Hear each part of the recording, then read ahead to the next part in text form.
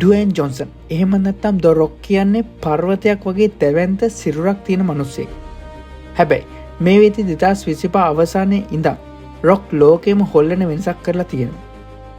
අද අපි කියන්නේ මේ දැවැන්තයා තමන්ගේ සිරුරේ බරින් රාතල් 60ක් ඒ කියන්නේ කිලෝ 27කට වඩා අඩු කරගත්තේ. ඇයි කියන රහසයි. මේ සියල්ලටම හේතුව තමයි රොක්ගේ අලුත්ම සිනමා වීරක්‍රියාව The Smashing Machine.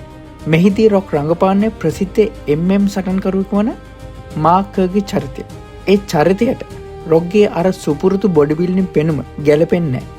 සැබෑ සටන්කරුවෙකුගේ තිබිය යුතු කඩිසර බව සහ ශක්තිමත් පෙනුම ගන්න නම් රොක්ට තමන්ගේ සිරුර මුල සිටම අලුතින් හදන්න සිද්ධ වුණා. මේක රොක්ගේ සිනමා ජීවිතයේ ලොකුම අභියෝගයක් කියලා තමයි බොහෝ දෙනෙක් කියන්නේ. The transformation part, rather, was something I was really hungry to do. I had been very fortunate to have the career that I've had over the years and make the films that I've made. But there was just voice inside of me, the little voice that, well, what if I could do more and I want to do more and what does that look like? And රාතල් 300ක් බරට තිබුණු මේ දැවැන්ත සිරුර රාතල් 240කට බස්සන්න රොක් කලේ පුදුම කැපවීමක්.